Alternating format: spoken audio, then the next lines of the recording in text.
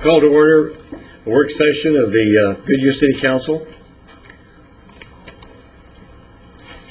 And we will have roll call. The mayor will be late. He will be attending tonight, but he will be late and asked me to step in for him. I'd like to have Brenda Holland is absent tonight, and I'd like to have a motion to excuse her, if I may. I move we excuse Brenda from the meeting this evening. And a second. I have a motion to excuse Brenda by Councilwoman Lord and second by Councilman Souza. All in favor signify by saying aye. Aye. Okay. All the items are listed for discussion only. No action can or will be taken. We have 4 agenda items tonight, and the first one is the council will receive and discuss Valley Metro Board of Directors. Our Christine McMurdy will be our facilitator. Thank you, Christine.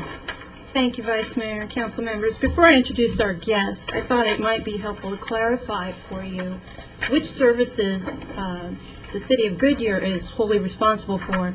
However, in all cases, we would rely on Valley Metro for some of their technical expertise.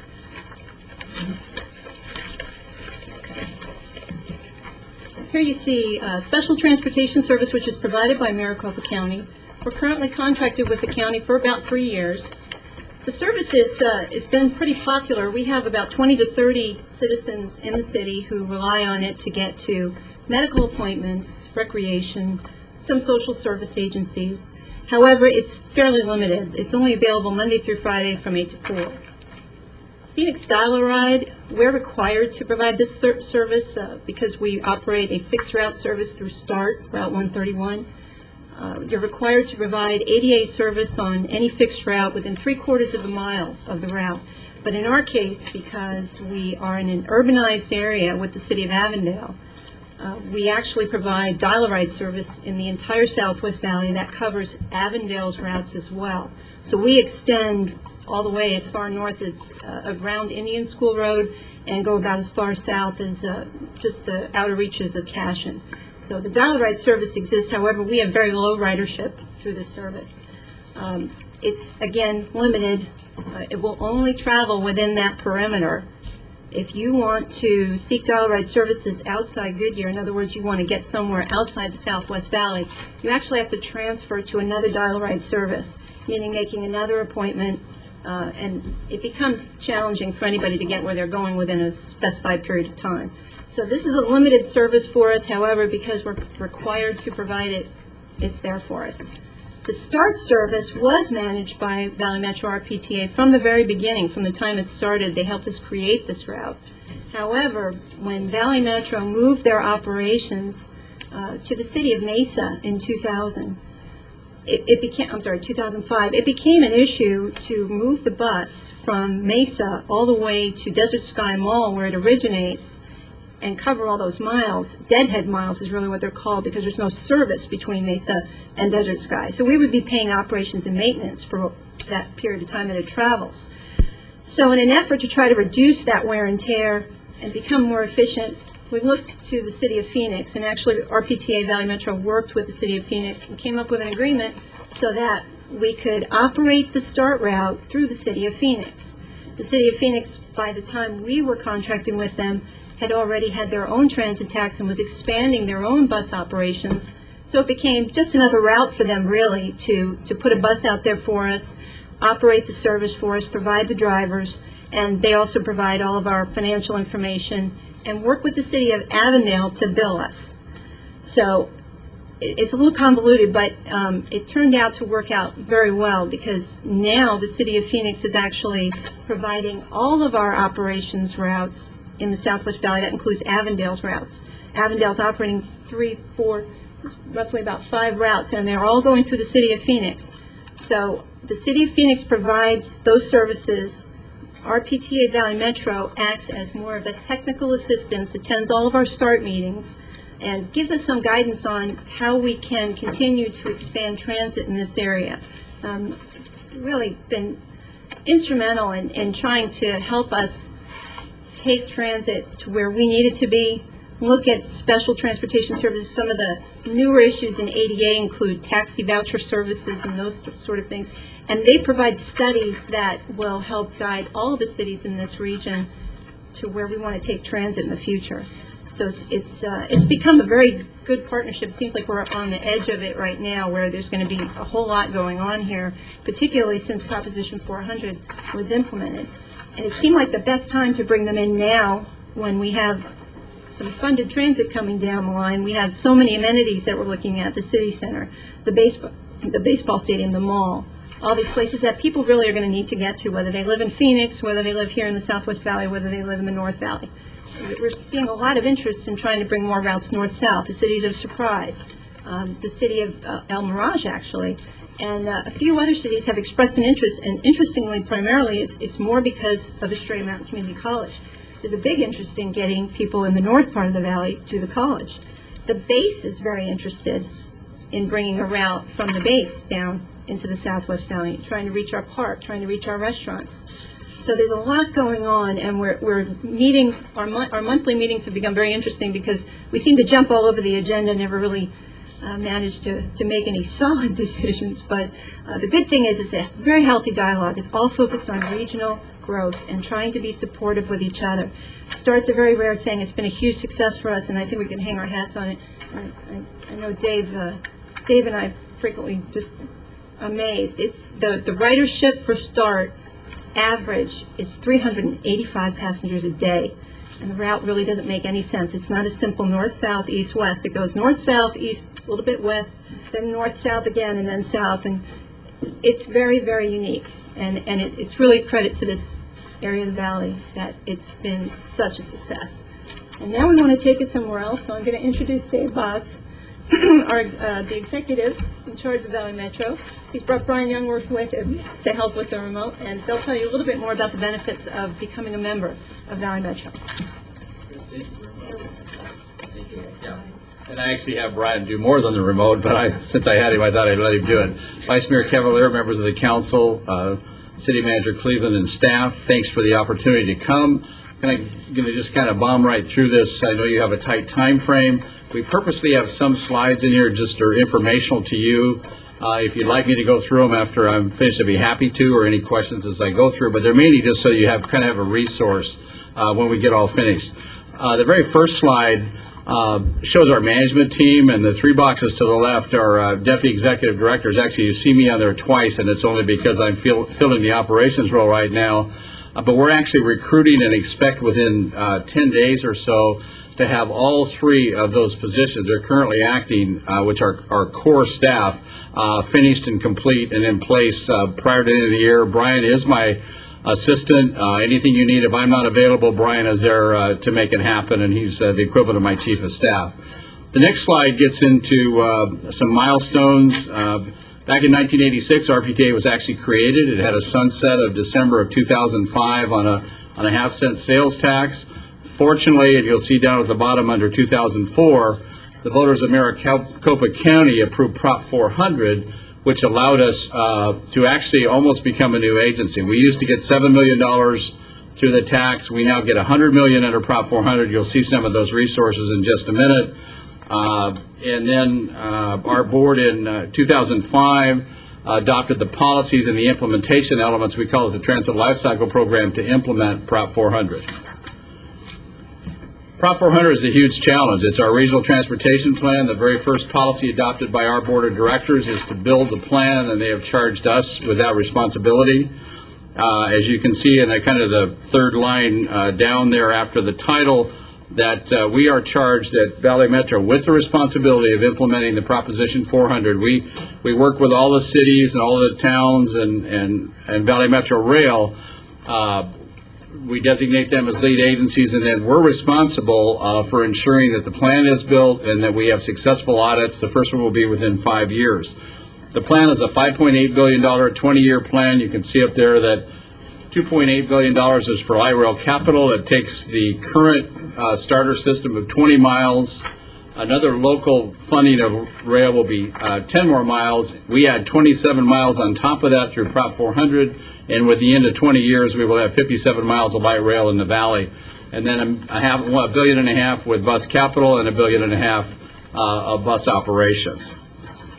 And actually, Prop 400 was just a new lease on life for us, as I kind of indicated. It's just, we're starting over, we're starting fresh, and we'll see some projects in a minute that show that. System facts, this is mainly just for your use. We have 88 routes. We carry 59 million people a year in the valley. We carry over 200,000 people every day throughout the valley. It's just a terrific system. It's got about 760 buses, 75% of which are alternatively fueled. And you have various operations. You have us with a portion in the East Valley of the operation. You have Phoenix, which has about 75% of the service. You have Tempe, and then you have Valley Metro Rail with their own board of directors preparing and building the capital system. This is our decision-making process. If you go down to the left-hand corner, it basically talks about the VMOCC. VMOCC, which is our operating committee made up of member agencies, and actually this particular committee does not require you to be a member of our agency to be on the committee. On the right-hand side on the bottom is the finance committee. Those committees provide input to myself as the executive director. It then I review it, make recommendations, or usually recommendations. If there's any challenges, we deal with those as well. It then goes to our transit management committee, which is made up of city managers of our member agencies, and then all of our recommendations go to the board of directors for action.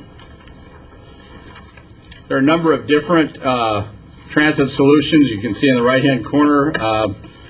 Last year, we had quite frankly, a less than spectacular performance of our bus service in the East Valley.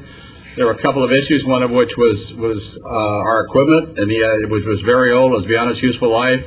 And then also, we had some contractor issues as well. It's privately provided. We took care of those issues. Brian, quite frankly, went out. It takes 18 to 24 months to get buses, and last summer we were told we couldn't have buses until December of this year. I'm not real good on the calendar, but that looked to me like we're going to have another bad summer, because December's after summer, and it would have been a mess. The bus in the lower right-hand corner is an articulated Navi bus. Carries upwards of 75 to 80 people, including standees. And on the left-hand side, we have Valley Metro 40, we bought 52 fixed route buses, and those were all here by summer, which greatly improved our service. So we're continuing on with that program. You also see on there super grid routes. We have 32 of those valley-wide, and those are routes that used to stop at city borders that now go into the areas to serve. It does no good to have a bus to take you to Tempe if you're in Phoenix, and then you turn around because you want to go to Mesa. That doesn't work real well. So that's what the regional funding provided. Third bullet down is rural transit routes. We have our very first one, which is Wickenburg. And that was the first new route provided by Prop 400. The next two slides, again, I've just basically, this is the super grid service provided for the West Valley cities. Kind of just gives you a feel of, I realize that the years are a ways out, but that in fact there are a lot of opportunities that will be coming up. The next slide does the same thing with BRT Express bus service. And I'm not going to go into those unless you want to at the end. But basically, there are quite a few X's in the boxes in the West Valley, which is hopefully why we're here tonight to talk about how we can assist. Our overall responsibilities, as I mentioned, Prop 400. We also provide marketing. We provide planning, which is no cost to you if you're a member. We can assist you with designing circulators. Ballpark shuttles, things of that type that really help your area. We can't fund them, unfortunately, but we can do a lot of the legwork to help your staff. And that's what one of our major responsibilities is. Our project focus this year, we have I mentioned that we have Tempe and Phoenix and us and others providing service. Our strategy is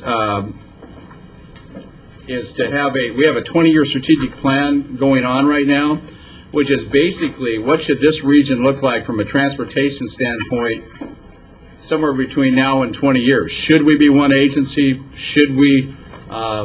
It's seamless to our passengers, which is very amazing to me, but it's not a seamless system. And we believe there's a lot of things that we can do to help that. Our board is going through this right now. They've identified the mission, vision, and goals, and we're about to look at what we call roadmaps to get us to the next step. Once we define what that step should be as a region, it'll include costs and other factors. So we're very excited about that. Third bullet point down, which ties into the new agency look, we are actually reviewing every process and policy that we use within our organization, whether it's dealing with members, accounts payable, accounts receivable, agreements between the agencies. We're looking at all of that process to make sure we're doing it as cleanly as we possibly can. The fourth bullet point is a regional paratransit study. Chris had mentioned paratransit, and we're kicking that study off tomorrow. It's a one-year study to be completed no later than September of '07. It will be completed on time, and it looks at the whole valley, and there's two phases. The first phase is, what do we have? There are 9 different systems in the valley. We don't cross city lines very well. And what should we do for the future? It is a very tough study. Between the strategic plan and the regional paratransit study, those are 2 huge issues that I think will significantly assist the valley. We have a regional safety and security plan. Phoenix provides all the security for the Phoenix area, but we don't have anything region-wide, and we're working on that. Service effectiveness and efficiency study is basically Prop 400 readiness. We took a step back. We're not required to do this study and said, we want to make sure we do Prop 400 and we deliver the plan. We're not taking any chances, so we brought a consultant in to assist us to make it's what we call a preemptive strike. We are not going to have a bad audit in 5 years. We're working on that right now to prevent that. And then you have park and ride and other types of studies. What are the benefits of Valley Metro? Again, a little bit of a duplication, but we can provide you with marketing, customer service. We have van pool programs that we can work with you in your area, that we do all the work on that. We have trip reduction where we match up for you and your citizens, carpools and things of that type. Those programs have just grown incredibly. Second point down, and probably what I view as the most important thing that you get from membership within RPTA is you will be involved in policy development. And if you're in the transit business, this is the best area in the country to be in right now. There's none other like it that has the opportunity that this valley has, and you would be on the cutting edge of being able to be on our board and set policy for hopefully the next Prop 450 and then 500 after that, but please don't quote me on that. Prop 400 is great, but it's not enough to get it all done. We have transit staff that, again, as I mentioned, we can help you with shuttles, circulators, neighborhood circulators. We have planners. We can help you with lobbying as well. And then the second bullet from the bottom, I think, is the second most important issue, which is really gives you an opportunity to be at the table when the funding decisions are made. And the last one is basically a transit improvement program and grants planning assistance. We enjoy an excellent relationship with Chris, who's been just delightful to work with. We'd love to have you come on board, and we're very excited about the opportunity. I'd be happy to answer any questions. Okay. Thank you, Dave. You're welcome. Welcome to the city. Thank you. Do you have a number of what's going to cost? Or is that? Actually, we do. It's the LTAF 2. Do you want to cover that, Chris, or do you want me to? Because I probably got to take more money than she's going to. Did you already brief it? It's in the council action form Right. there, and council members, you're going to, all we really have to do is to become members is dedicate our lottery funds, a portion of our lottery funds to transit. We are already doing this. It's just taking a little bit of money out of the streets division, and there are other funding sources that will take its place. So we've covered that part of it, just to make sure that we're not going to be hurting in other areas. That's why it seemed like a good time to go ahead and make this investment, because it seems like we are covered on the street side, and we can dedicate these resources to transit at the council's direction. About how much money are we talking about? LTAF 2 funds for this 175? It's in that vicinity, between $160,000 and $175,000 towards transit. per year, and there's no other cost beyond that. Okay, thank you. Any comments from the public? Questions?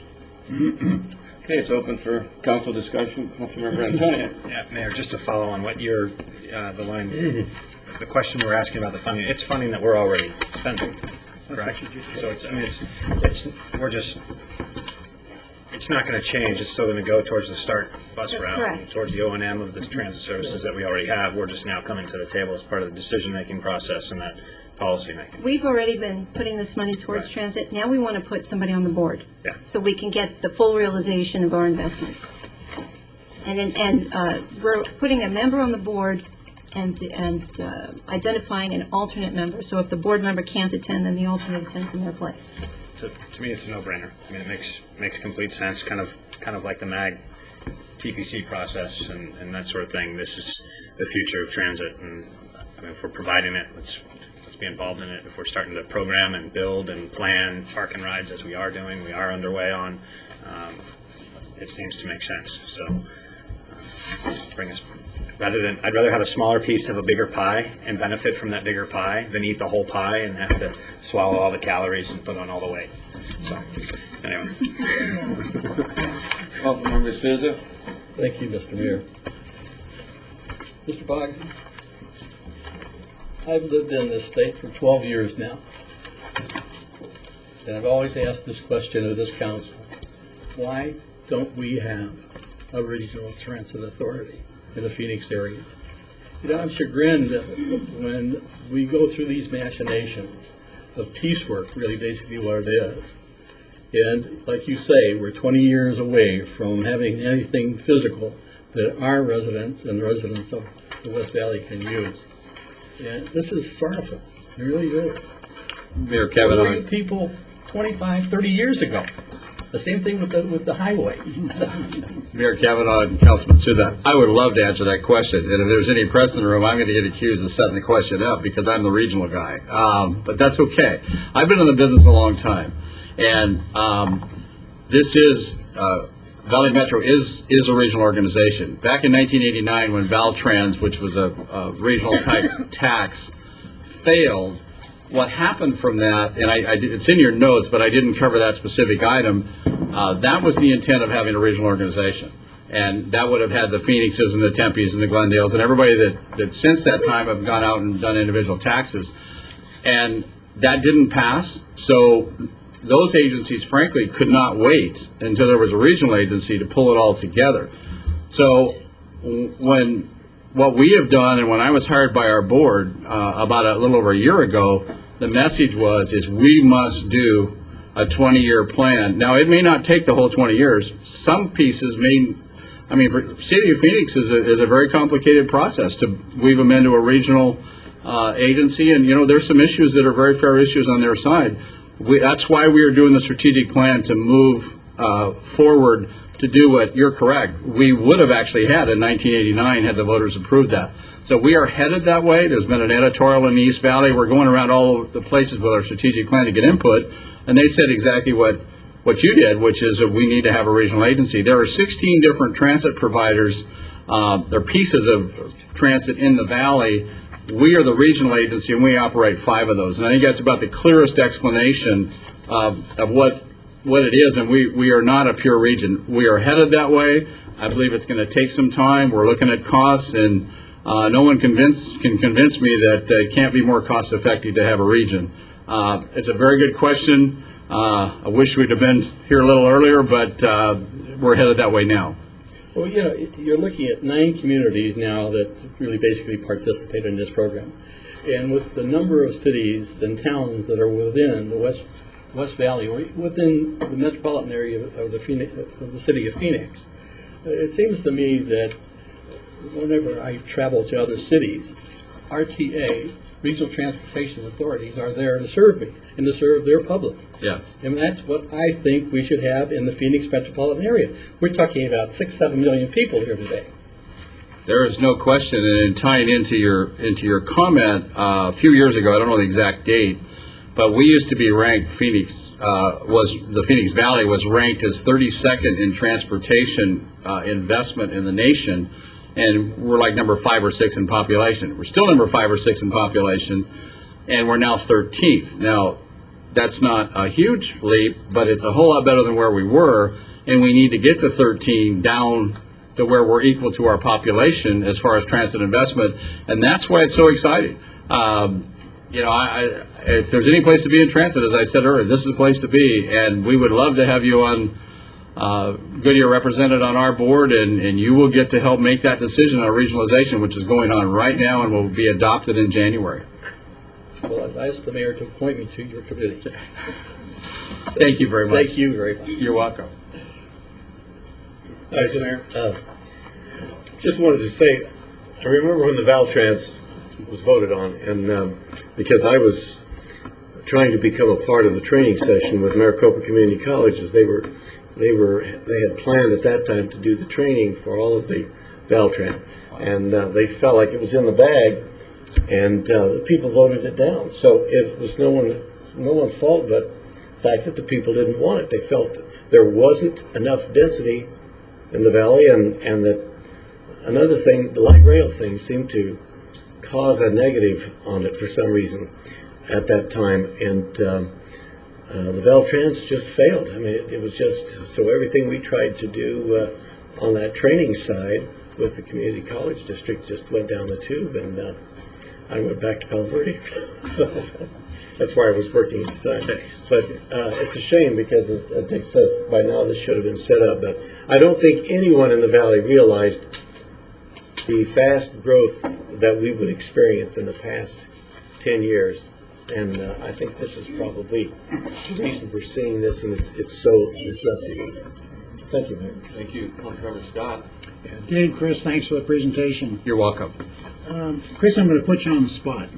If we, and again, I'll agree with one of my colleagues, this is a no-brainer. But just for purposes of discussion, if we do get a member, or maybe two on the board here, how do you expect this to benefit us, comparing what we have now to what we'll have in 5 years or 10 years? Pick a number that's comfortable with you. Okay, Councilmember Scott, I'm going to go back to what you said first about how this will What, thank you? Thank you. I could tell you that I've got involved with, heavily involved, with a lot of what's going on in transit right now after Proposition 400 passed, because once the proposition passed, a plan had to be developed on how to get the plan done. And it was really probably the greatest professional challenge I had, sitting in a room filled with transit planners, myself, and then a former colleague, Janine Gaskins, who's actually the grant writer for Avondale, also wearing a transit hat. I'm the management assistant for Public Works. We're both wearing transit hats because there's nobody else. And we were the only two West Valley voices, Southwest Valley voices in the room.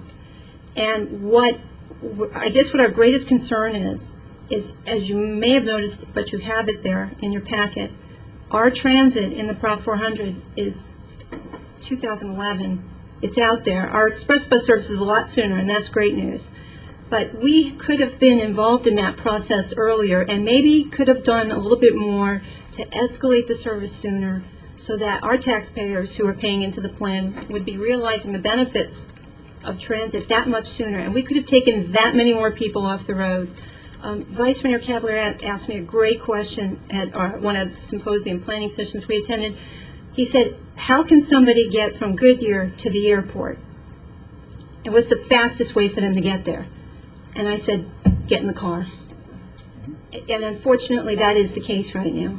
But if we can put somebody on the board, I really believe there's a lot in this. It's such a dynamic time in transit between the Prop 400 and other opportunities we have. We also are part of the Avondale urbanized area. That money doesn't sunset till 2010, and that's only because we're in a fast-growing area of the country. Through the census, they identified this and said, you know, you guys are going to need some help with transit a little bit sooner than maybe everybody else.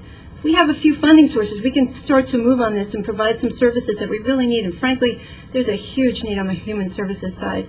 The transit symposium that the Vice Mayor and I have been attending, we're hoping to raise some level of awareness. But I think the greatest benefit you can give people who can't get where they need to go is options. And if we're on the board, that's one step closer to either getting those options through Valley Metro or through other transit providers who work with Valley Metro. You're welcome. Councilmember Lord, did you have anything?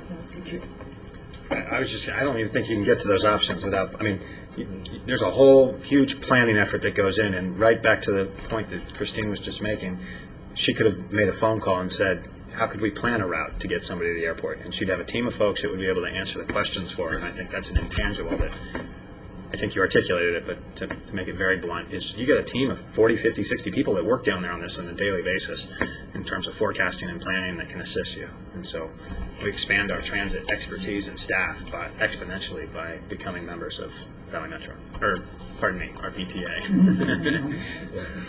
Okay, sounds like, Just one more comment. Can I just put a plug in for the Transit Symposium? Chris has been working very diligently, and I've been working with Chris on this, and the Human Alliance Transit Symposium that's coming up on November the 2nd. And I'd like to take this time to invite everyone to please come. It's going to be the morning of the 2nd, beginning at about, 7:30, 8 o'clock, and it will be over by 11:30. So it's a short morning, but we invite all of you to come. It's at Avondale City Hall, and I think you'll be in for a very enlightening morning in transit. Thank you, Chris.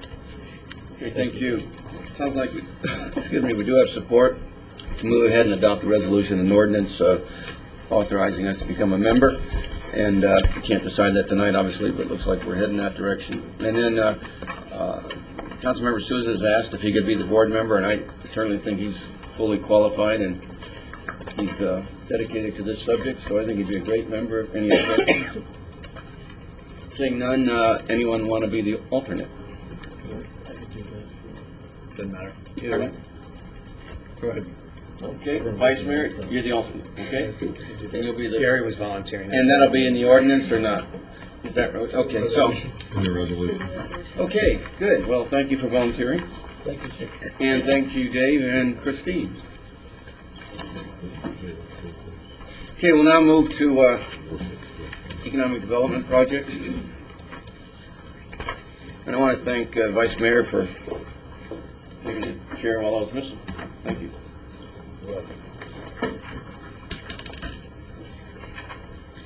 Good evening, Mayor, Council. Just wanted to address you briefly tonight. I know that we're on a very limited time schedule, so certainly isn't what we'd hoped for as far as our department giving you a briefing. And I'd like to ask, even before I begin, this was originally going to be an hour-long presentation, and we're going to take about 20, 25 minutes, so we're obviously whittling things down. But I'd like to come back at either a council advance or some other opportunity when we have more time to talk to you about this subject.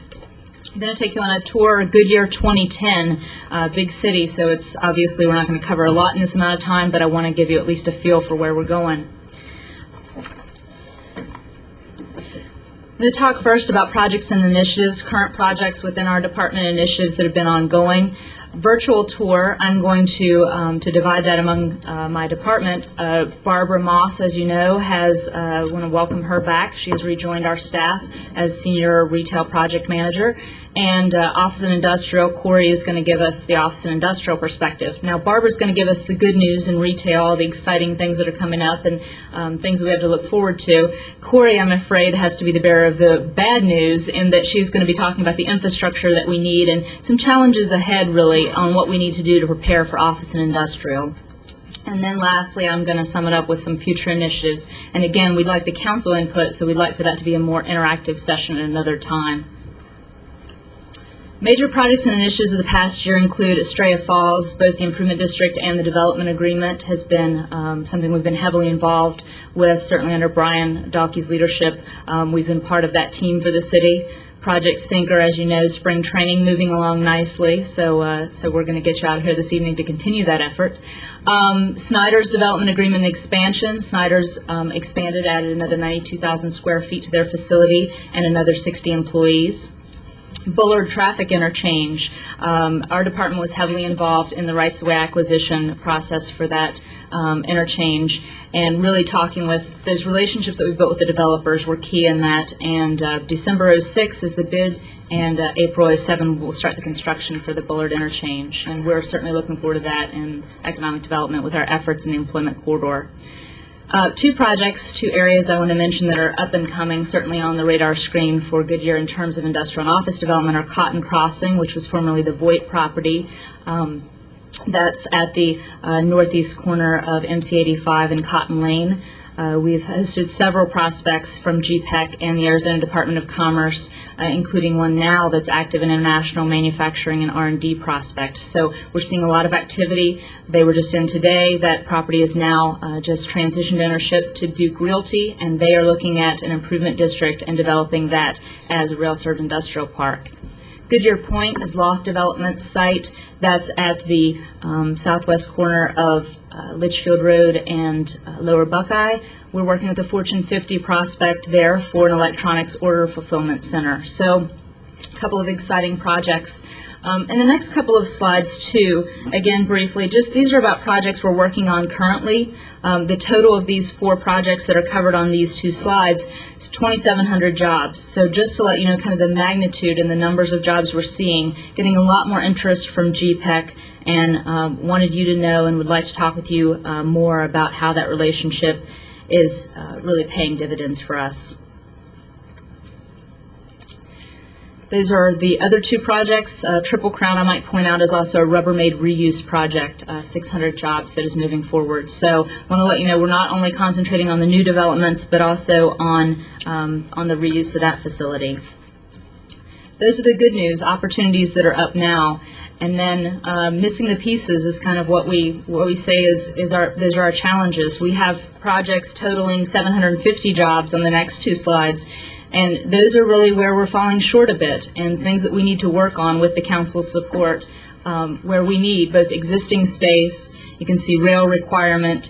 Some of the things that I think we'll have, and we certainly need to work toward, but we need support on prioritizing projects and infrastructure investment. Again, this slide, existing space that we need, buildings, existing rail-served sites, quick processes that must be deliverable by May 2007. And we've been working much closer, and I'm going to talk about that at the end, with our relationship with community development, but I think we need to streamline our processes, and we're certainly taking a look at how to do that. Also technology infrastructure, not just water and sewer, which is critical, and Corey's going to go over that within our employment corridor, but also technology infrastructure such as dark fiber. I'm going to now turn it over to Barbara to go over the retail part of the presentation, and we're going to move forward from there, so thanks. Holly, can you briefly define dark fiber? Dark fiber is, well, Cox Communications could probably give you in detail dark fiber. I know it is and Corey worked on that project, so she may be able to tell you more about what she learned from Cox, but it is a technological, it's what they need in terms of fiber optic cable for particularly high-tech centers, data centers. Thanks. Mayor Kavanaugh, Council, good to be back. So again, we're going to bring you up to speed as best we can on what's happening in the retail world. And one of my first activities or tasks was to attend the ICSC Western Division Conference in Palm Springs. And so Holly and I attended the conference and had very good meetings. I just wanted to let you know a few retailers that we met with, Buca de Beppo, restaurants like Texas Roadhouse, Bonefish Grill, Fleming's, retailers like Tuesday Morning. The show was very well attended. Actually, from the years past that I've been there, the crowds were great. So it was a good opportunity. In addition to just end-user retailers, during the conference, we speak with a lot of developers, and we're seeing, and not just only our local developers that you know, Westcor, Vestar, and Evergreen Devco, and so on, but developers from across the country that are looking at our area. Holiday Properties, Woodmont Company, the Merrill Companies, Highland Devco. These are developers from as far away as Indiana, Vegas, California, and Texas.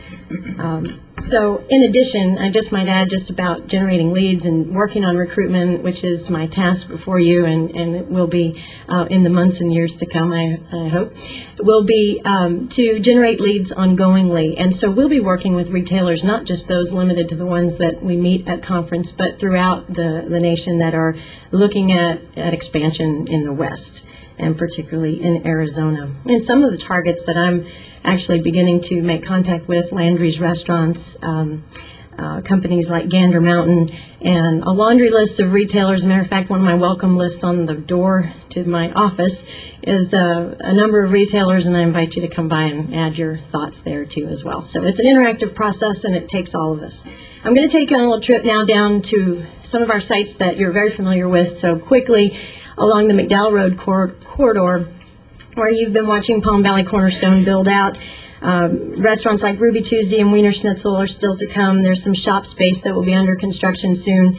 Some interesting concepts like Dinner by Design will be going in there.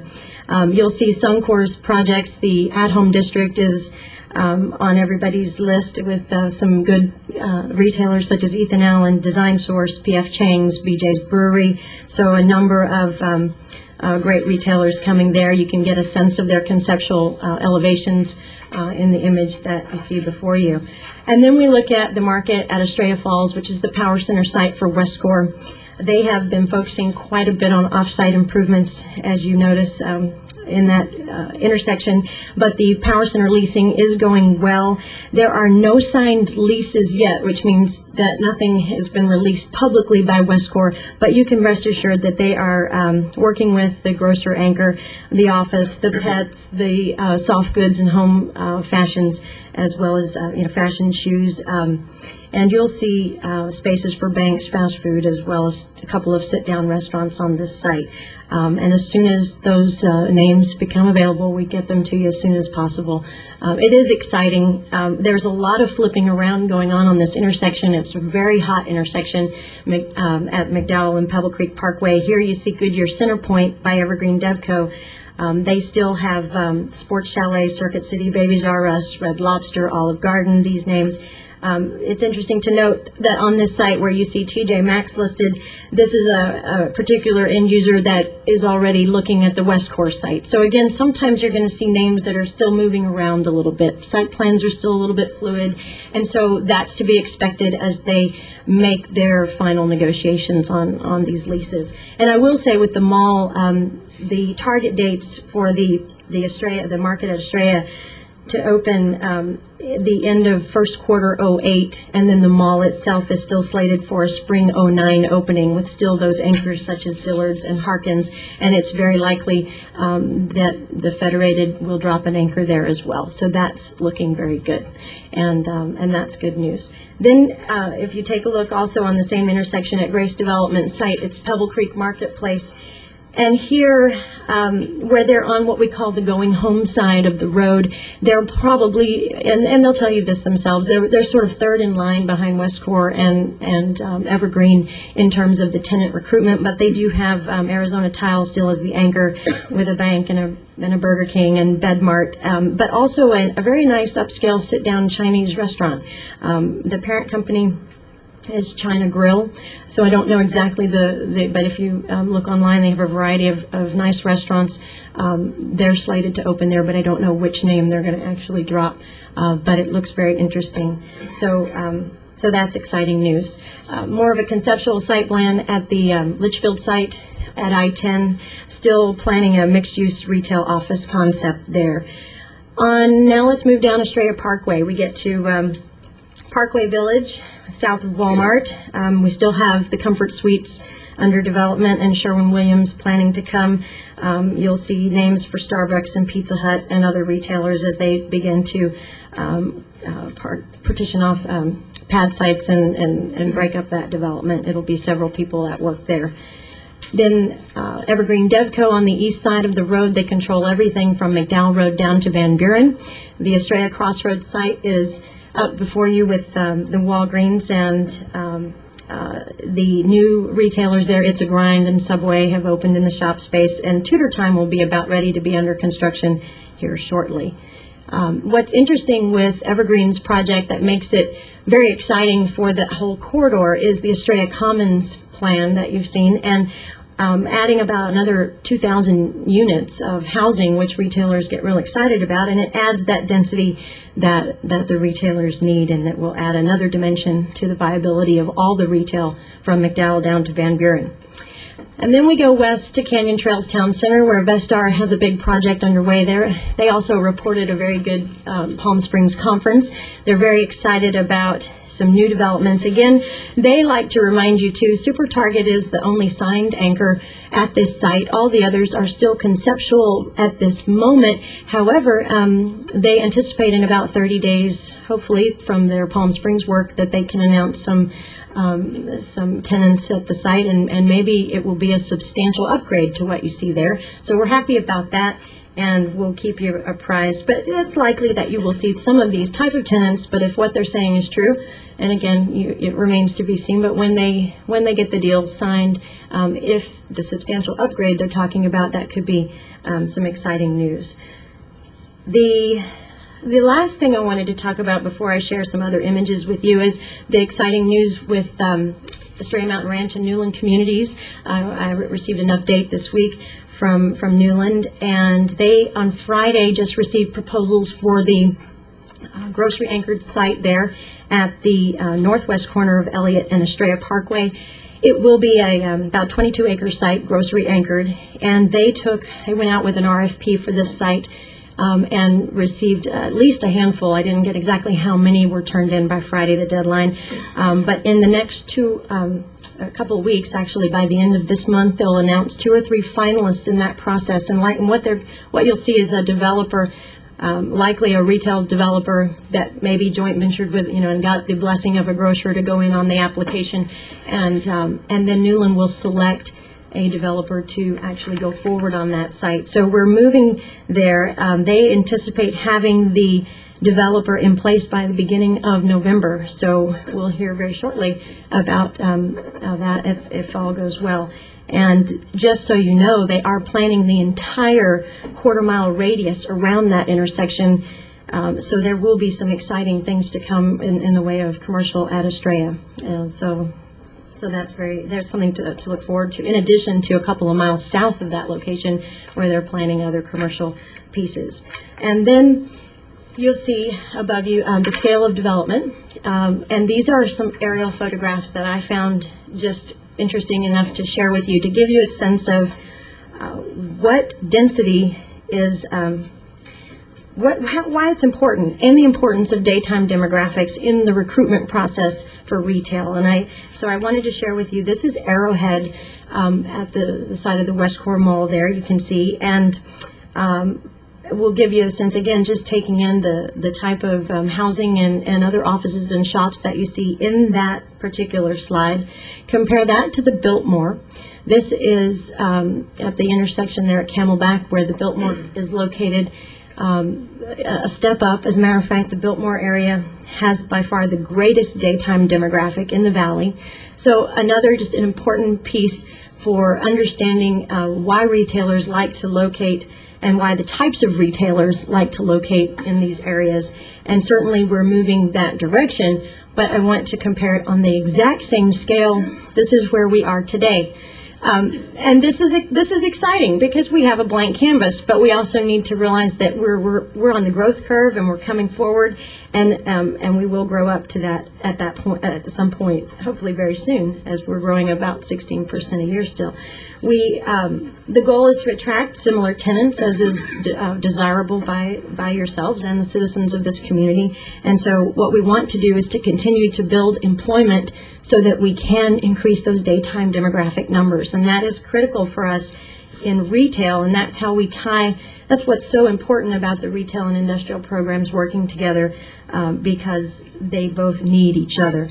You'll see next, this slide is Scottsdale, the Air Park area. If you look, it looks vaguely familiar, even with that little bit of a ring road type of environment there, and the airport's positioning when you compare it to our city center and Air Park area. So it's definitely an opportunity. We will get there. There are some things we need to do to make sure that we can do that so that we can grow and attract and lure the same kinds of high-end retailers that we so desire.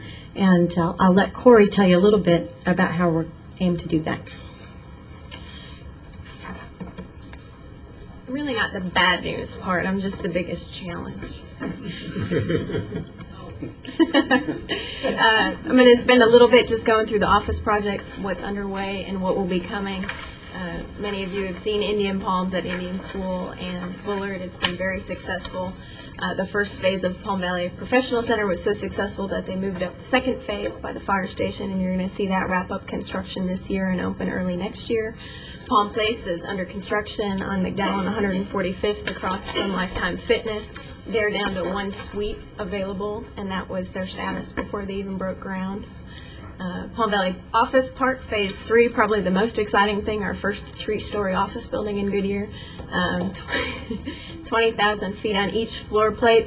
When we go back to kind of the missing pieces of GPEC, this will allow us to attract some of those larger tenants who would like to be in a building of this size. And now Estrella Professional Center, which is part of Parkway Village. It's under construction now, and you'll see the first phase of that come up next year. Looking ahead, just south of Parkway Village, as part of the Safeway project, Canyon Trails Professional Center, another 40,000 square feet of offices slated in planning and zoning. Palm Valley Commerce Park, which is located near Macaroni Grill and the hotels. That's our first true garden office project. It's beautifully landscaped, well-designed, gorgeous project. Palm Valley Promenade, Lifetime Fitness will be surrounded by about 200,000 square feet of office uses, both in condo and multi-tenant.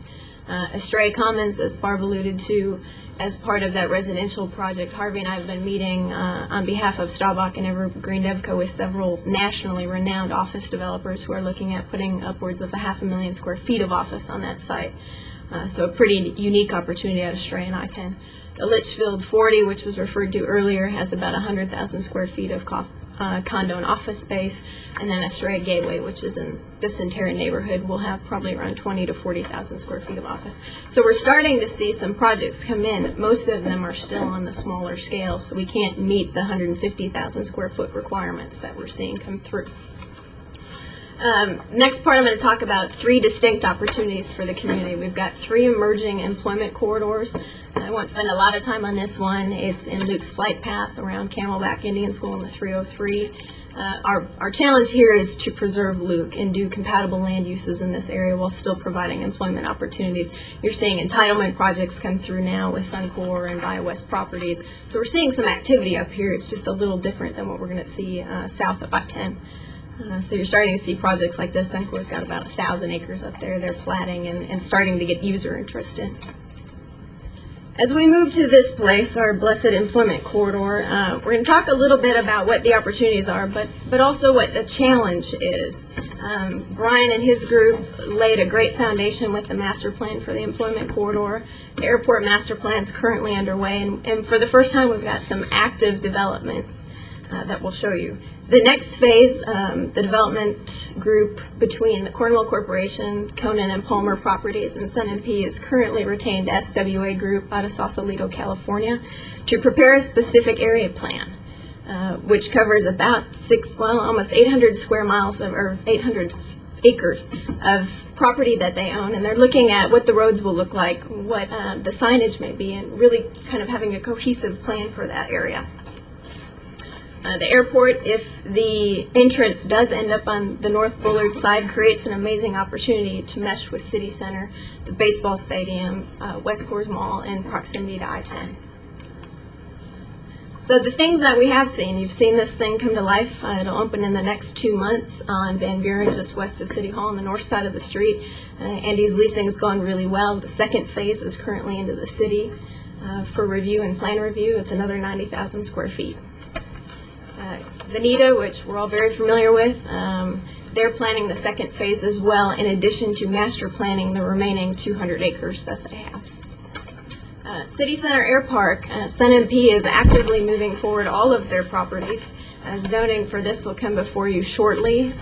Todd shared with us a conceptual plan for their first phase buildings on Lower Buckeye, just east of Estrella. So we're starting to see a lot of activity from them.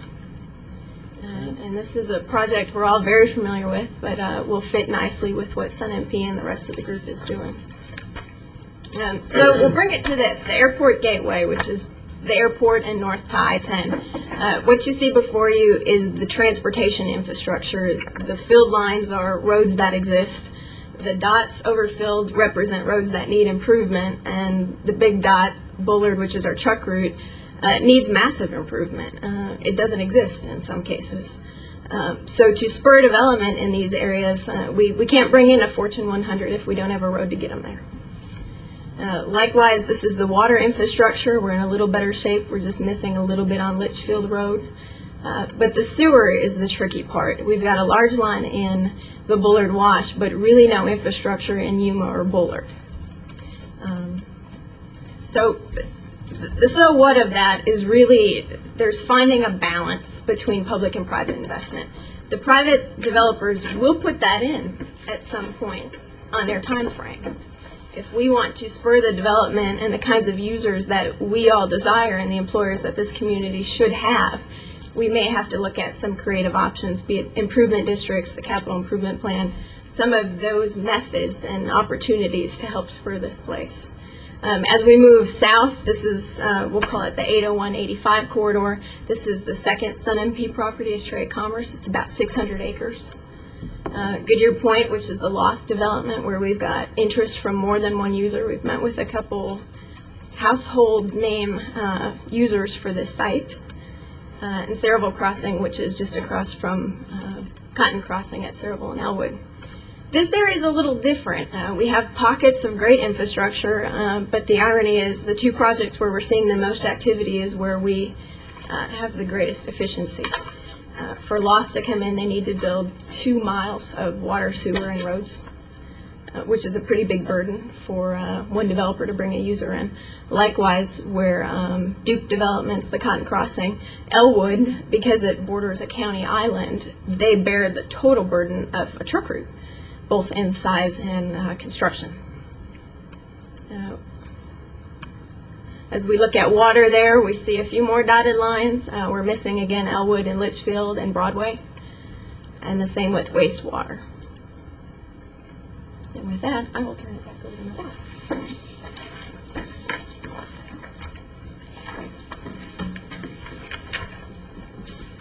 Again, just want to tell you, while we covered that very quickly, we really wanted to plant a seed and tell you that we need to be more proactive and certainly look at thinking about not only the good news and the great things that are coming, the retail developments and how we've been really successful in all of that, but also improving those daytime demographics, improving those photos that Barb showed you of how our area can grow and prosper and thrive by having employment and having better daytime demographics. And to do that, we need to really support jobs and infrastructure development and do that through our capital improvements plan, make that match up with our employment goals. I'm going to talk again about our department initiatives, things that are ongoing. Some of the things that we'd like to begin working on in future as we're planning: advanced research and marketing. We're already looking at using Hoover's, which is a research company, to do some of our background information on targeted employers of choice. Marketing and web, we're going to increase our marketing and web presence. We're going to do a standalone website. We've already started working on that, and I think now with our staffing, we're going to move forward on that website development and looking at an economic development-based site. And then I'm really excited about our cross-departmental initiatives. We've gotten to be really very involved with the other departments through prospects, either one at a time as needed initially, but now also looking at some proactive measures with water and wastewater. Sean Bradford working with his group on how we look at how much capacity do we need. Can we save 30% of that capacity in water and wastewater and hold it back for economic development and employment opportunities? Those are the kinds of things we need to think about. And not only capacity, but how do we run lines? The capacity is great, and I think we're really getting there, but as Corey showed us, there's a lot of line work to be done, a lot of pipe that still needs to go in the ground to make those sites viable. Planning and zoning and building safety. We've been working with them for a while, of course, through development policy as we go through various developments and site plans. But I think even more so now, Harvey's group and our staff have really built a closer relationship where we've been working together. Harvey and I 2 weeks ago, as a matter of fact, spoke at the Arizona Planning Association at their annual meeting to the statewide Arizona Planning Association group on how economic development and community development don't have to go head-to-head. We can work together. So I think Goodyear can really serve as a model city in showing that we can work together to streamline our processes, and both those departments can be cooperative. And then lastly, engineering and public works. This is going to become increasingly critical, certainly as we look at these capital expansion projects and things we need to do to expand our employment corridor options and generate employment for the city. And we have maybe a minute, I think, for questions. So maybe you have just a minute there before we need to go. Thank you. Thank you very much. Opportunity for anyone in the public to comment or question? Okay. Councilmember Lord? It's not really a question, but this last week I had a meeting, a makeup summit with GPEC, and we were discussing infrastructure. And they were elaborating on how Chandler became so successful. And that Chandler went out before any industry conference, anything came in. They buried all sorts of high-tech lines. They did the sewer. They did the roads. They put that cost out there. And consequently, look what Chandler has. And so I do think that is a weakness in our system here, is that we have not allotted the money and put the infrastructure in. And as they said at GPEC, you know, companies come in and they want to be up in 12 to 14 months. That's it. And if you're not ready, they're out of here. So good on you that you've come up with a plan and you're working with the other departments, and to hopefully our cooperation, we can attack this problem and bring some more businesses in. Thank you for your presentation. Thank you. I appreciate your strategies. I think you've come a long way for the future. I agree wholeheartedly with you about infrastructure, the need for infrastructure. If we're going to bring anything viable in this community, we have to have it ready. As Councilman Lord pointed out, it's important to have those facilities in and available.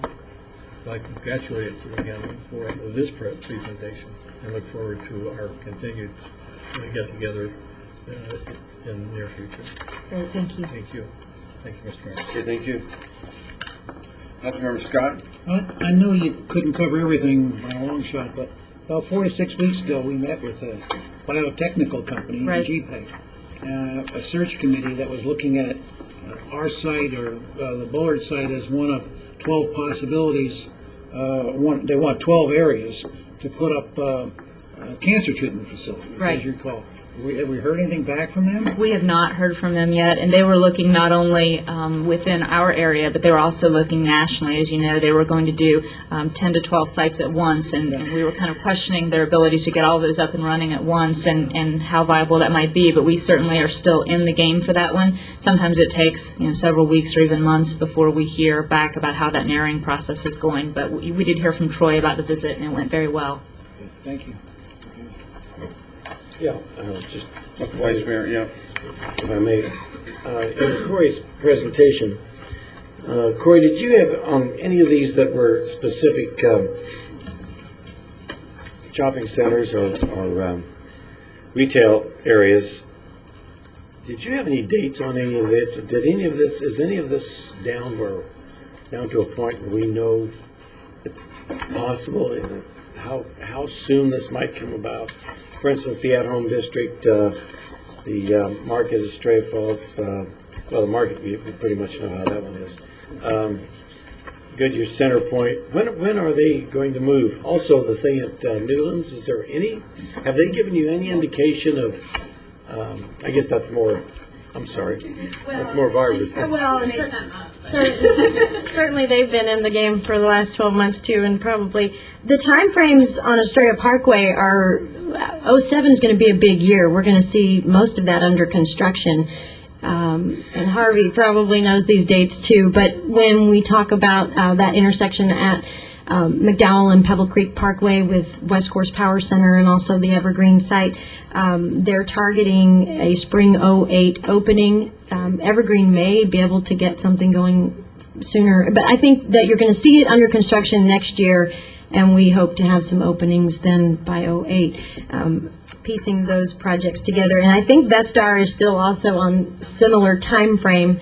So next year's a big construction year. That's really what we have to say about that. And the Estrella Commons, is there anything specific on that On yet? the housing. See, that goes to P&Z this week, doesn't it? They're before P&Z this month, and they'll come before you shortly thereafter. They've been marketing the residential component to several builders at this point.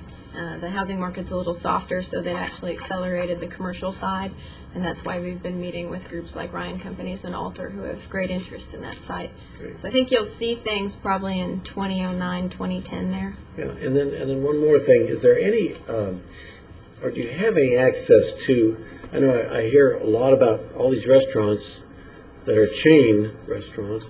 Do you have any access to any individual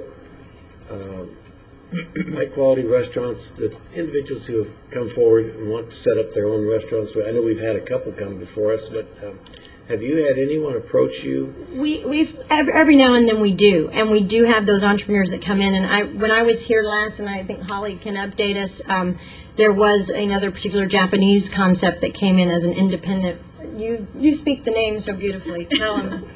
Not so beautifully, my 3 words of Japanese, but nakame, which means literally circle of friends in Japanese, is a sushi bar restaurant lounge, similar to like a Zen 32, a Scottsdale style, really upscale sushi bar and restaurant that will be open by the end of the year in Palm Valley Cornerstone, kind of behind Buffalo Wild Wings and in that Shops D development. So that's one that we have to look forward to. But I think from time to time we get those, and we're starting to see more interest in taking those kinds of chances because of Goodyear's development. Thank you. Thank you, Ed. Yeah, Councilmember Souza.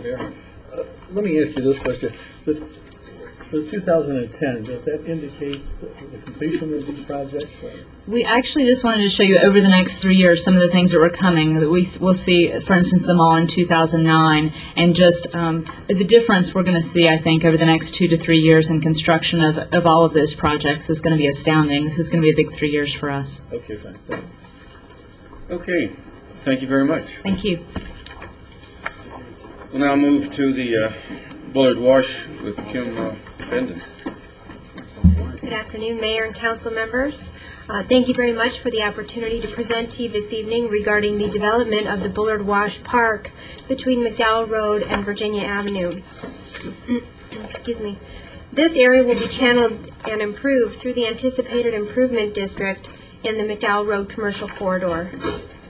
The presentation this evening is intended to provide the Council with an update on the direction of the Bullard Wash Park project, the anticipated timeframes, expected improvements within the area, and various elements that are being explored to include within the park. Also, we've provided you a color copy of the presentation that you will see this afternoon, so you'll have that for future reference.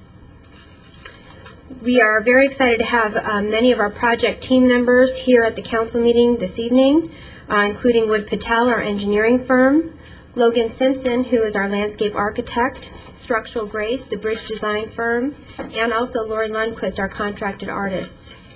At this time, I'm honored to introduce Pete Hemingway from Wood Patel, who will walk you through the presentation. Thank you, Kim. Mayor Kavanaugh. Welcome. Thank you. Other council members, I'll give you a brief overview, and then our other team members will come up and present to you some of the specifics about how we got to where we are today. So I want to thank Mr. Brian Dahlke and David Ramirez and other staff members who had tremendous input into where we are. We've currently, as a part of Improvement District, Phase 1 construction kind of fell into the previous. You had a question as far as construction. We're currently advertising what we call Phase 1, which is what we affectionately refer to as the L. It's the improvements along Pebble Creek Parkway from I-10 up to McDowell, and then from McDowell Road over to the Bullard Wash. We're planning on starting construction of that this December 2006, giving the contractor notice to proceed. That's on schedule to be completed by May of 2007 in anticipation of the Evergreen Devco development on the southeast corner there, making that available for them and them having access to the site. Then Phase 2 construction will start in approximately April 2007, continuing to late fall, November 2008. And this is the part that we're going to focus on today is Phase 2, the Bullard Wash improvements would be in Phase 2 of the project. We've looked at several concepts, and they're part of your package. Concept A, where we looked at basically a green belt that's adjacent to the power center that Westcor will soon will have under construction sometime next year. B, again, more of a green belt effect. C, D, and then ultimately we've come up with a schematic design. I do want to point out that south of McDowell Road, that is the property that's currently under the ownership of the Flood Control District. And while the city is leasing that, we really can't go into construction south of McDowell Road as part of the improvement district at this time. So that's a anticipated development for the future. in looking at the various aspects of the project, we did look at various alternatives. A major component as far as the artists and improvements along Bullet Wash was a box culvert or crossing along Monte Vista Road. This is the type of bridge crossing that's located currently at Virginia Avenue. We also looked at various alternatives. We're focusing primarily on Monte Vista and McDowell Road, where it crosses the wash. We looked at a cast and play slab potential, voided slab structure, and also a hybrid box. In doing our analysis, we looked at obviously one of the factors as being cost, as well as aesthetics and presentation and just overall functionality. As you can imagine, the box culvert makes it kind of prohibitive to get pedestrian access along the washway, so we pretty much discarded this alternative as an option. We did end up with the slab, cast and play slab.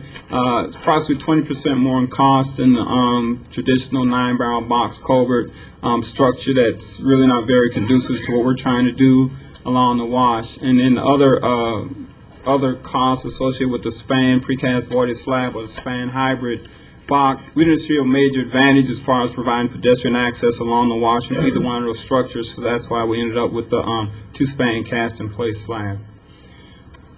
I'm now going to turn it over to the other members of the team. They're going to get into more of the art integration and some of the aesthetics that's associated with the wash itself. That turn over to David. Thanks, Pete. Mayor and Council, thank you. I'm going to start briefly by introducing this talented design team, and we'll do our best to use the mic, but we're going to be coming and going as this presentation goes along. Jennifer Moore from Logan Simpson Design, Landscape Architecture and Planning, and Lori Lundquist from Wilco Art and Design. So what we hope to do tonight is for this comprehensive project that involved bridge architecture, landscape architecture, public art, give a brief overview of the concepts at this point that we're bringing forward, hopefully get through this quickly so we can have some discussion and answer any questions that you might have.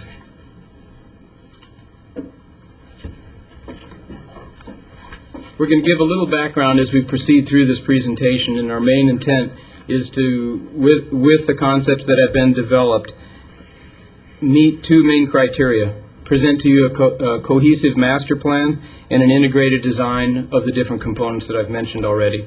And we're going to be presenting from a design perspective, and so we're dealing with matters of somewhat subjectivity, and we understand that and hope to engage in discussion about those things. So at this point, I'm going to turn it over to Jennifer to walk us through the key components of the master plan. What we really want to try to focus on tonight is the art element integration within Bullard Wash. We previously met with the city directors, and the art element integration was a really key point from their understanding. And the major point that they wanted us to consult as a design team is how the art element integration is fluid throughout the entire wash, not necessarily in specific areas.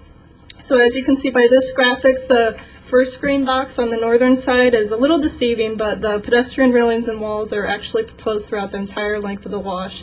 They will have art elements within that, which Laura will explain a little bit later. The blue boxes that you see, which is along Monte Vista Drive in the middle there, is really going. Monte Vista Drive is really going to be the gateway source to the West Core development, and so there's bridge railings and walls proposed within this area along Monte Vista and also along McDowell Crossing. The water features and monument signage are the blue boxes that you see, and those would be, the monument signage would be integrated with the City of Goodyear monument signage already proposed. And again, Lori will go into detail about that in a little bit. Also, the southern green box that you see is an amphitheater that's proposed by, there's going to be a large hotel proposed to the west of the wash right there, so we felt that the amphitheater was a good also art integration element within there. As everyone has seen before on this council, I believe, this is the City of Goodyear proposed monument, and Lori's going to describe exactly how she used part of the monuments within the art integration. Thanks, Jen. It's a pleasure to be here and to be involved with this project. It's very exciting. This is the monument sign package that that Goodyear just adopted recently. So we used that as a springboard for the integrated art elements for the rest of the wash. And I just came on board very recently, and the idea is that the art would be integrated right into the infrastructure that's being built to begin with. So in this sign package, you see the sort of the wave motif, mountain motif, and then also the sort of the ray theme and the cityscape. So next, who's got the clicker? Do I? Okay, great. This is sort of an example of the way that we'd be integrating these themes into the future bridge and wall details. Let's see. This is the bridge type that we ended up settling on, and the main pier in the middle ends up being sort of the first point of sort of that we used as a starting point for the whole project. And that tapering that pier to be sort of a graceful ray shape was our beginning point. And then we have also taken the wave and the other ray and mountain sort of themes, and those would be applied as form liners. So it would be about 1.5 inches of concrete relief, which is quite maintainable as far as imagery. This graphic specifically shows walls that would be integrated within the wash, as I indicated before. The walls could vary in height as far as the entire wash depth needed for this project is 8 feet. So in some areas, these walls could be 8 feet. They could be 4 feet with a slope in front of them. The typical forms that you see right there could be seating nodes within the wash, artistic elements. The form liner pattern shown on the walls and typical forms itself. Lori can explain. It's the same thing. It's the same thing as what she integrated within the bridge design as far as the wave pattern and the pebble pattern. And then also the wave pattern would be present on the two sides of the typical forms within the channel. This is a sketch of the proposed amphitheater, which we use amphitheater a little loose. They're really going to be turf steps, if you will, that would just have a concrete header that's only about 8 inches high, so people could bring their lawn chairs. It would be more of a passive amphitheater. Again, there was concern on the director's side as far as vandalism and skateboard use, so we really wanted to use the form liners in order to give the concrete a lot of relief, so it would deter vandals and skateboarders also from using the elements improperly or not what they were designed for. Again, the typical forms, as you can see, could be proposed along the backside as seating nodes or bollards or lighting areas. And again, the typical color and the form liners would help the wash to really understand the art integration elements within it. And so that the pier shape ends up being sort of a signature monument shape that relates to the sign package. It could also be extended to being something that could be a water feature in the irrigation ponds as you cross Monte Vista, and that's just at varying heights, and so that tapered monument pier shape could be used in many different ways.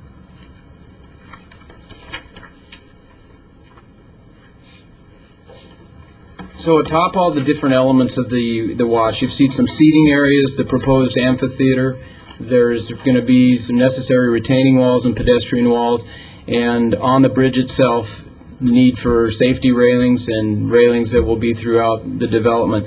Those railings, and this is very conceptually drawn, will be designed to meet an AASHTO standard, which is a safety standard for bridge construction that will also suffice in the wall design itself. The vocabulary we're discussing at this point is a combination of tubular steel that's painted, angle steel, and then tension cable and or tension rod. The top rails in all situations are going to get a vertical element treatment to prevent skaters or anyone else from grinding the paint off the top rails of the bridge or the pedestrian areas such as they are. The bridge form itself, again, referring back to a little bit of what Pete had said, the bridge type that was selected was the cast-in-place box, and so you see a treatment to that that box that has a fairly utilitarian appearance without some surface treatments and without the patterning that we're talking about now, in both elevation and in section. It's important to note that for both of the bridge crossings at Monte Vista and at McDowell, they are really two parallel bridge decks that have a separation between them. The decks range between 45 feet wide and 65 feet wide down at McDowell, and the space between is about 9 feet wide at Monte Vista and about 20 feet wide down at McDowell. We're going to refer in a minute on another slide that is a little more illustrative of certain specific kind of safety and use features that we've designed into the bridge, and a lot of these elements besides their pure utilitarian function. This is a view underneath the bridge and is kind of a schematic view, but it does show a few of the different things that we're trying to address. In previous work sessions with City Manager Cleveland and his staff, we identified some key areas of concern, and specifically those are addressing vandalism, that we would design within these bridges no large, smooth, open areas that would be attractive to somebody who would like to tag them, and if by chance they were, then the maintenance remedy would be something that would be simple and would be non-expensive. And so with the patterning, we've taken care of any significant smooth accessible areas on the bridge. We're proposing to use integral color concrete, so in the event that there was some kind of vandalism that happened, when you take the graffiti off, the tagging off, you don't also destroy the surface of the bridge. There's also other alternatives that I know at one point were topics of discussion among this group in terms of applications of kind of graffiti-resistant kind of treatments. We're proposing integral color concrete to kind of take care of it once and for all. We've also proposed here, shown very schematically, an integrated lighting solution for lighting underneath the bridge, so we wouldn't have any situations of surface-mounted light fixtures that could be broken or torn off, and we can talk a little more in depth about that. And then in terms of addressing undesirable use in the under-bridge areas, particularly people that might relax a little and take a nap down there or spend the night, we're providing in close to the junction between horizontal and vertical surfaces, very rough textures.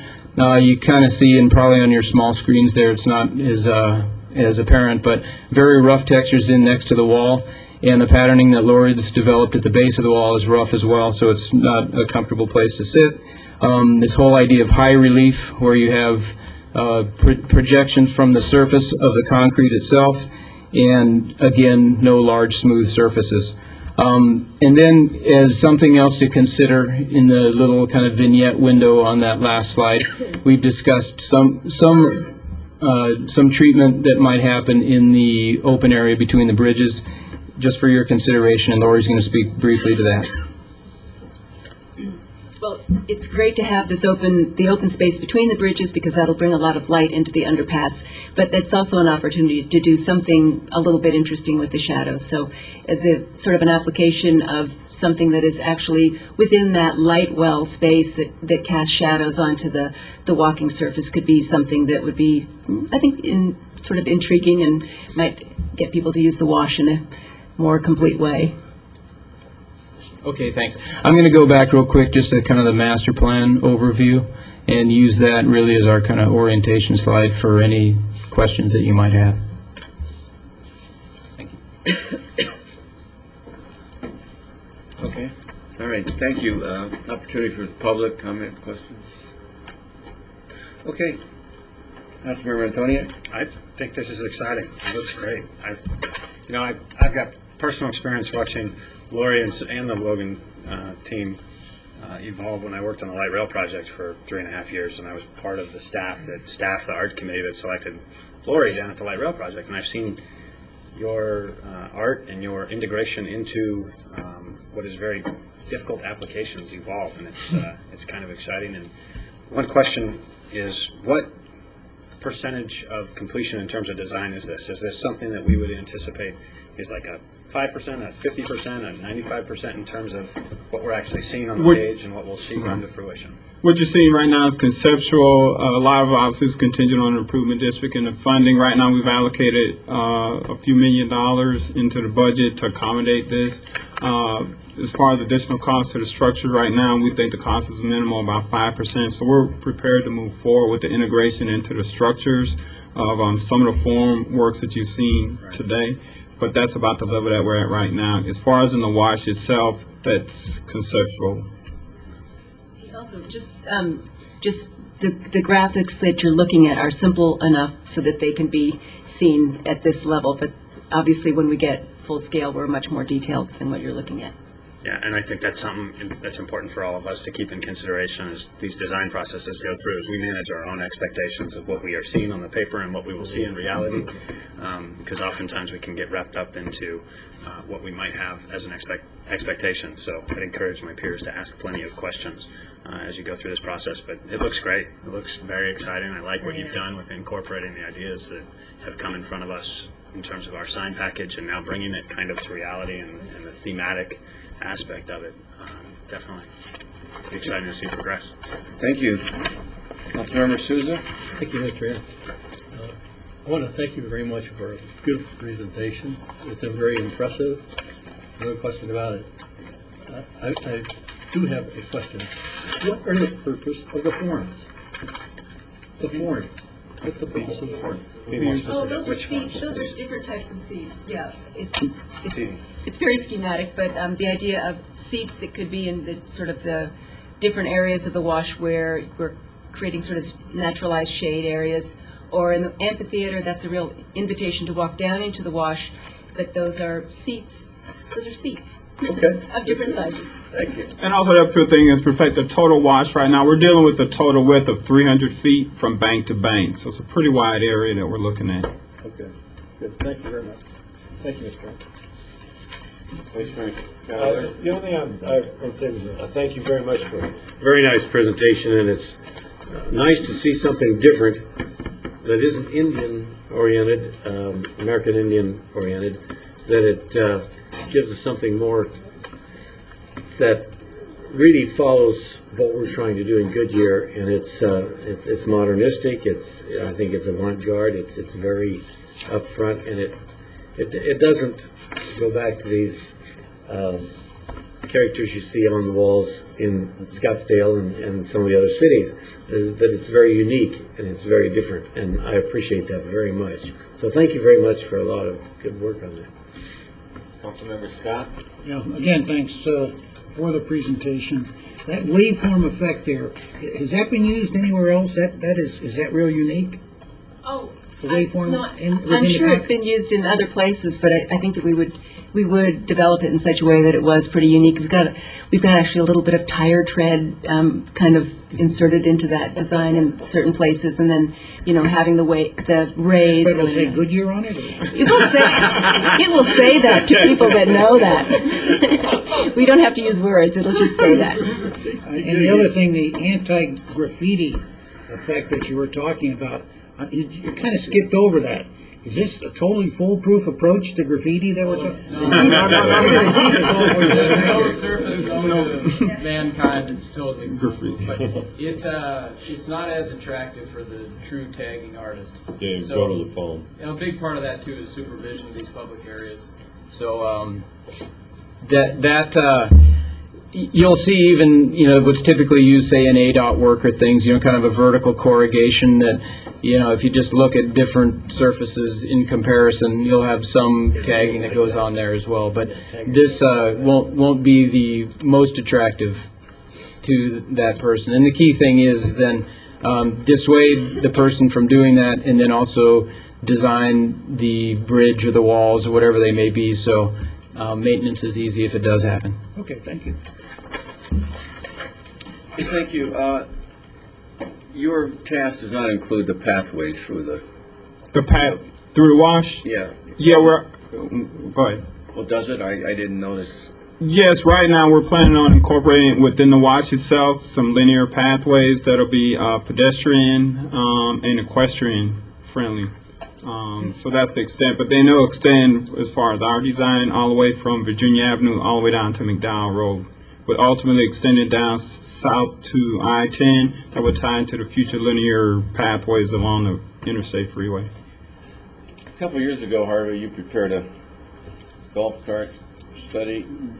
Has that been considered here?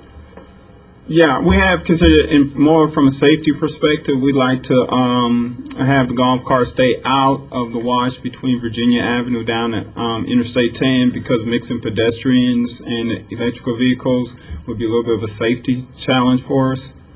So we would like to keep that. If the vehicles are can have access to the roadways, they can have access along Pebble Creek, along Virginia Avenue, and potentially getting access into the commercial areas. Yeah, that's what we'd like, I think, at least that opportunity, but they can't drive on any roadway more than 35 miles per hour. Right.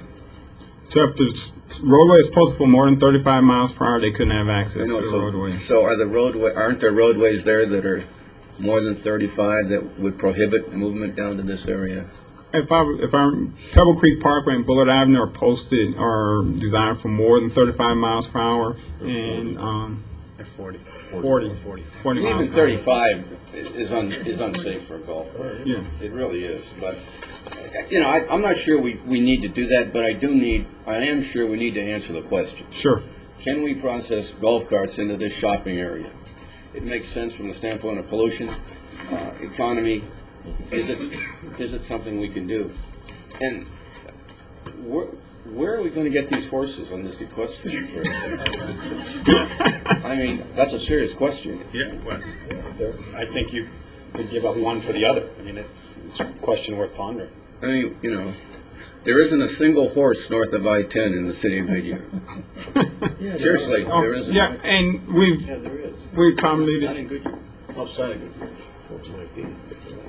The equestrian aspect was incorporated in the box culvert up at Virginia Avenue, so we just allow for that south of Virginia Avenue as far as the equestrian access, but that's not mandatory. Yeah, I think that's a good point. We've talked about this before. We're going to either have to get rid of the horses or get rid of the motorized carts going through there, one or the other. We have time to make that decision, obviously, but that's something that requires some more discussion.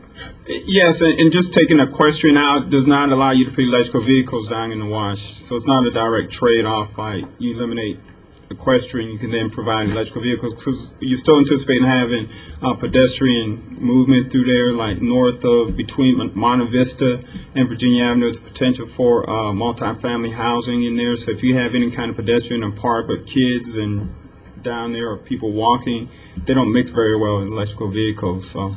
But I agree. One of the things we ought to explore, and Brian and I talked about this today, is, and certainly in a lot more detail, and this is not a Pebble Creek Mall, but getting from Pebble Creek to that mall by golf cart is going to be crucial. Okay. And that's what we have to talk about. Yeah, we really need to consider it. Right, and that's something we'll work with staff on to help develop that and look at options in regards to that. Thank you. Mm-hmm. Okay. Peter, I don't know whether you're going to be involved in it, but I understand there's a product now that can be applied to concrete that eliminates the necessary varnishes or whatever they use, solutions that they use to remove graffiti from what peggers have done. I would ask you to take that into consideration in this project.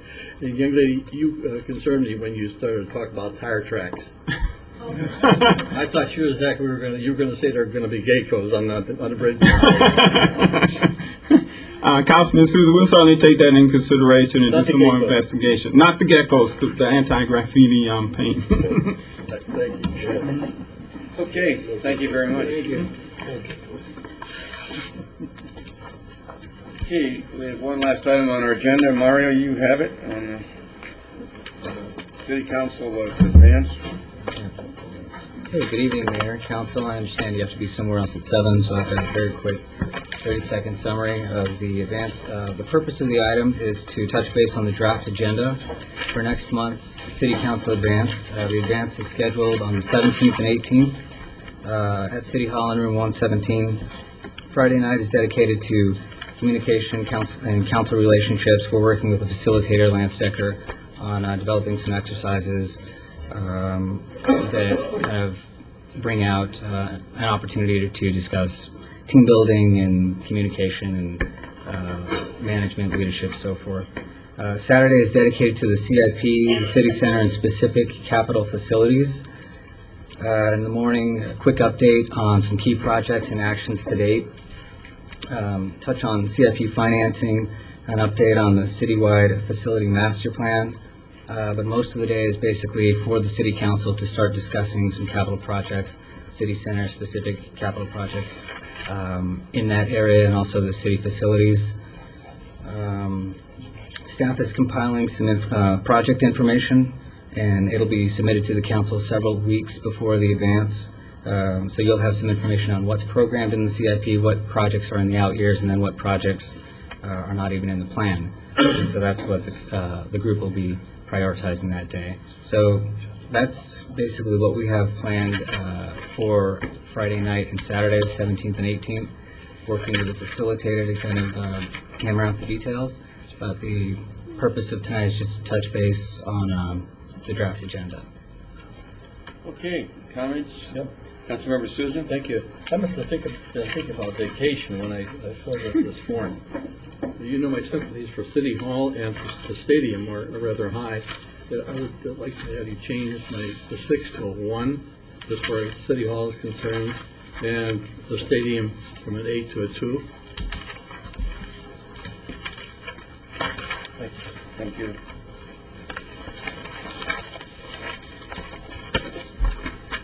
Any comments, thoughts, Question. objections? Who's facilitating? Lance Decker. It's, Lance Decker. He'll be good. Can we get Councilman Sousa to restate the numbers? I've got him. Did you get them? The clerk needs them. Oh, I'm sorry. One on City Hall, 2 on Stadium. Okay, thank you. Thank you, sir. No problem. On behalf of Councilman Sousa. Thank you. I'm getting abused here. Yes, you are. The lower the number, the higher the priority. Lower the number, the higher priority. 1 is the highest priority.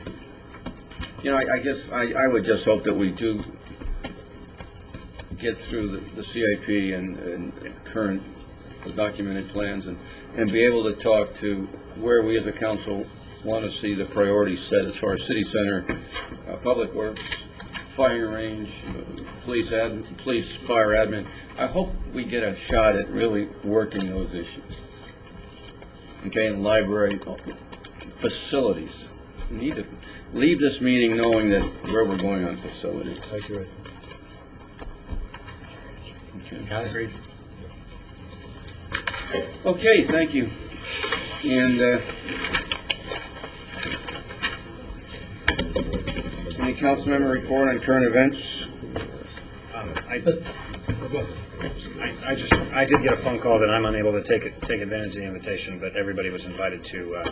Len Munsell is going to Grill on the Greens tomorrow night, and Robert McGeorge from Don Bennett and Associates is organizing it. If you desire to attend, and that's I think open to anybody, but there's about a group of 150 or so folks from the West Valley that are going to that. If you'd like to attend, feel free.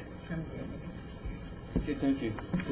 So I can make a comment about gain. Sure. Yeah, I think all of us enjoyed the tour of all the communities.